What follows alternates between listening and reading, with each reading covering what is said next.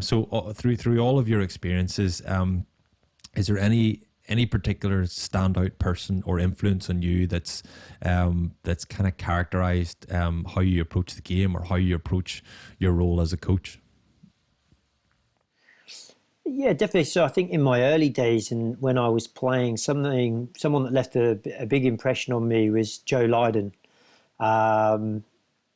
and where he'd come from in terms of the rugby league world at that time, which had obviously been very, very, very professional, and also, he was coming from a quality club in Wigan at the time, but he brought all of that experience with him, and we were first to kind of taste it, I think, within the England Sevens program at the time. But what I found really humbling at the same time was his ability to work with the players, and it was quite refreshing. And I guess you couldn't say he lacked rugby knowledge, but Sevens wasn't a game he was heavily involved with.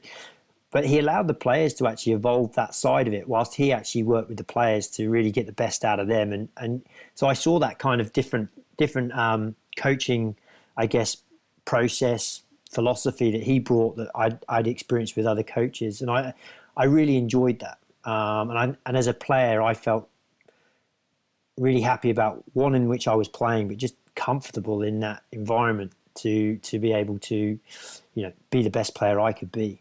And so he impressioned me a lot. And then latterly, I had Robbie Deans coach in New Zealand, and again, just very different. But I think what I started to get to notice with these guys, it wasn't just their level of rugby understanding and the backgrounds they came from.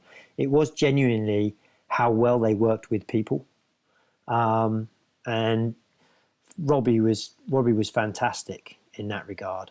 And then from a coaching perspective as well, and coach development perspective, I work quite closely with a guy called Rick Shuttleworth. And what was interesting there, he is a coach, but he works quite a lot in skill acquisition. And so learning the coaching and understanding what he was talking about, it kind of backed up some of my philosophy around coaching and the way I'd like to coach the game.